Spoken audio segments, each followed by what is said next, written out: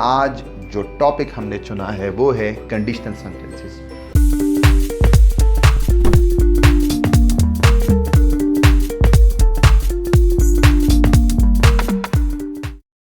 औज़ु बिल्लाहि मिनश शैतानिर रजीम, बिस्मिल्लाहिर रहमानिर रहीम। आज जो टॉपिक हमने चुना है वो है कंडीशनल सेंटेंसेस।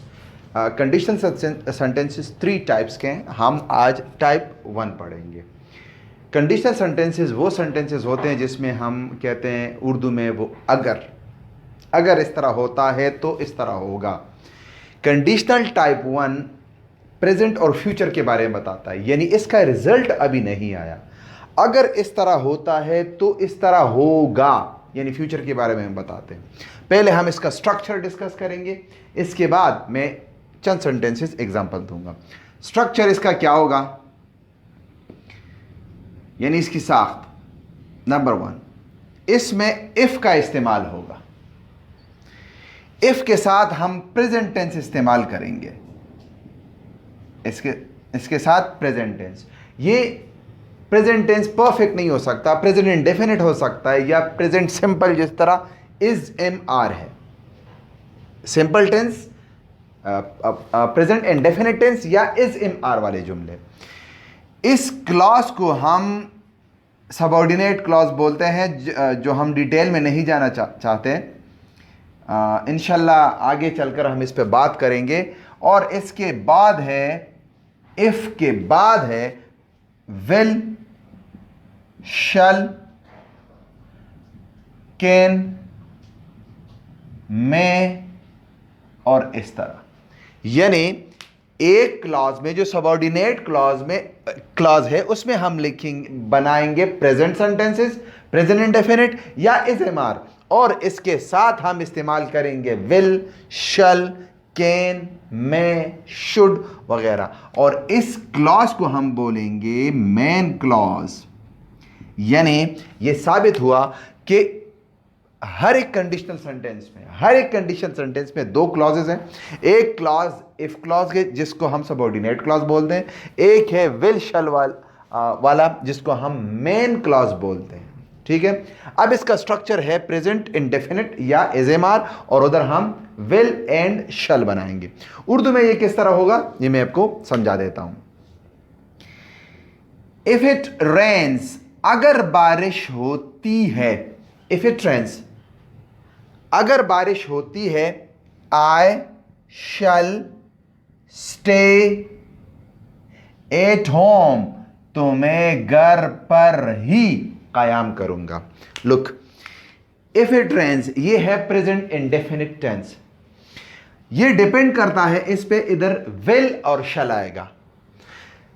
कहने का मतलब ये कि अगर इधर आया इफ इट रेन्ड, तो फिर हम इधर शल विल नहीं लगाएंगे, फिर कुछ और लगाएंगे। ये होगा फिर टाइप 2, हम उसमें बात करेंगे। ठीक है, ये फर्स्ट फॉर्म और ये विल शल एक दूसरे पे डिपेंड करते हैं। अगर मैं शल इधर हटाऊं, वुड लगाऊं, तो फिर ये रेंज भी हट जाएगा। तो मतलब ये एक दूसरे पे डिपेंड करते हैं। अगर इधर फर्स्ट फॉर्म है तो उधर विल, शल, कैन, में ये इस जैसे अल्फाज आएंगे। ठीक है, इफ वी आर हेयर, अगर हम यहां मौजूद हैं, अगर हम यहां मौजूद है।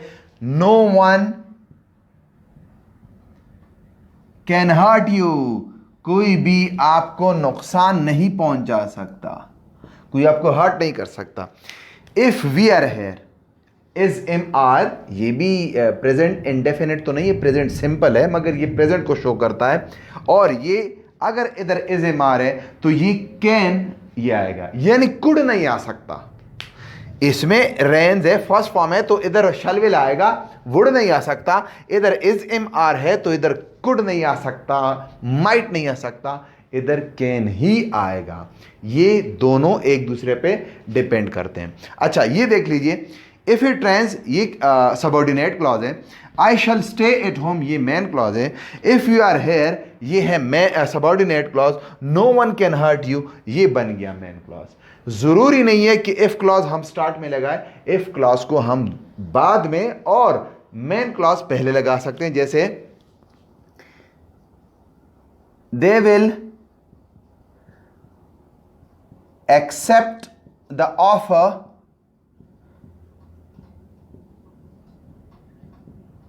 if we inform them in time, वो ऑफर कबूल करेंगे। दे विल एक्सेप्ट, ये देखो फिर विल आया इधर, और इधर आया दे इफ वी इन्फॉर्म, यानी प्रेजेंट इंडेफिनिट टेंस आया। अगर इधर प्रेजेंट टेंस है इफ के साथ, कहने का मतलब ये कि ये जुमला मैंने इसलिए लिखा क्योंकि इफ क्लॉज मैंने बाद में लगाया, इफ क्लॉज का पहले आना जरूरी नहीं है। अच्छा, पंक्चुएशन के लिहाज से अगर आप इफ बाद में लगाते हो तो दे विल एक्सेप्ट, ये मेन क्लॉज के बाद आप कामा जरूर लगाओगे ताकि डिफरेंट क्लॉजेस का पता चले। इफ वी इन्फॉर्म, हाँ अगर आपने इफ क्लॉज पहले लगाया तो फिर आप जरूर लगाओगे।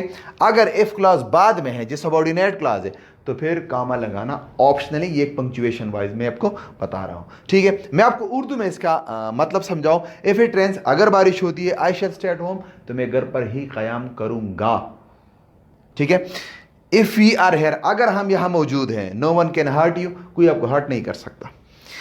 दे विल एक्सेप्ट द ऑफर, वो इस ऑफर को कबूल करेंगे, वो इस ऑफर को कबूल करेंगे, यानी फ्यूचर की बात हो रही है। If we inform them in time, अगर हमने उनको वक्त पर इन्फॉर्म किया। ये दोनों एक दूसरे के साथ एक दूसरे इंटरडिपेंडेंट है। तो अगले चंद एग्जाम्पल करेंगे उर्दू ट्रांसलेशन के साथ ताकि आप लोगों को सही समझ आए। She will learn the lesson if the teacher gives her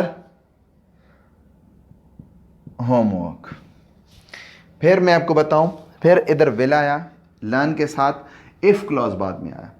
ठीक है, if she will learn the lesson, वो अपना सबक याद करेगी। If the teacher gives her homework, अगर टीचर उनको होमवर्क देता है। ये इफ क्लॉज में जो टेंस है ये प्रेजेंट है, इसका माने बनता है देता है।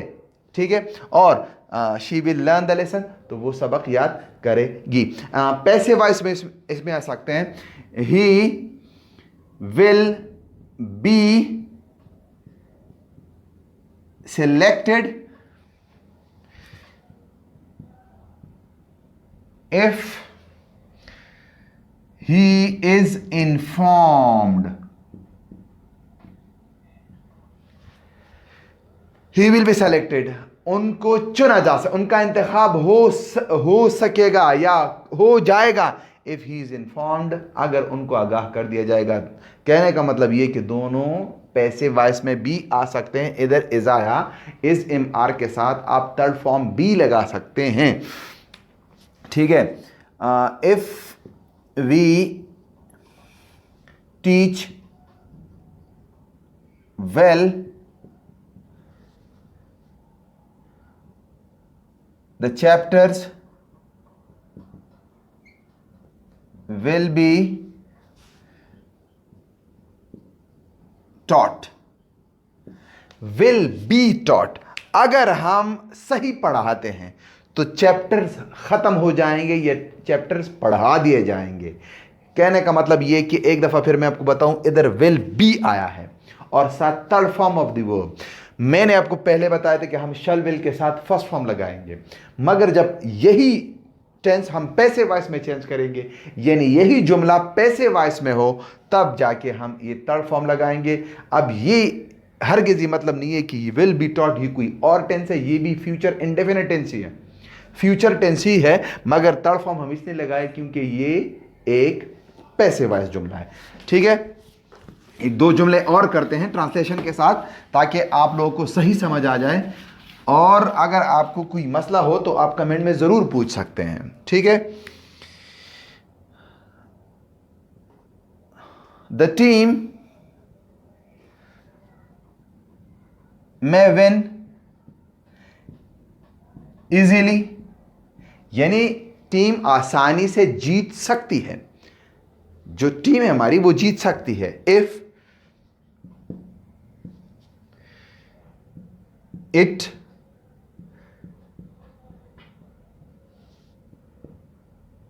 प्रैक्टिसेस, इफ इट प्रैक्टिसेस, अगर ये प्रैक्टिस करती है तो ये आसानी से जीत जाएगी। मैं आपको फिर बताऊं, ये जुमला उर्दू में गौर से सुनिए। अगर शायद वो जीत जाए या शायद वो जीत जाएगी, इफ इट प्रैक्टिसेस, अगर वो प्रैक्टिस करती है या खिलाड़ी प्रैक्टिस करते हैं, जुमला है करते हैं। कल परसों जब मैं आपको सेकंड कंडीशन बताऊंगा तो तब वो माने थोड़ा चेंज हो जाएगा, तो इस पे थोड़ा ध्यान दो। अगर इस तरह होता है तो इस तरह होगा। पाकिस्तान विल प्रोग्रेस, पाकिस्तान तरक्की करेगा। इफ वी आर यूनाइटेड, अगर हम मुत्तहिद हैं, यूनाइटेड प्रेजेंट इंडेफिनिट टेंस है मगर पैसिव वॉइस है, थर्ड फॉर्म है यूनाइटेड मगर है ये इंडेफिनिट टेंस ही है, पैसिव वॉइस है। पाकिस्तान तरक्की करेगा, Pakistan will make a progress, will progress, Pakistan will make a development, Pakistan will be developed. If we are united, अगर हम मुत्तहिद हैं। और भी कई जुमले हो सकते हैं।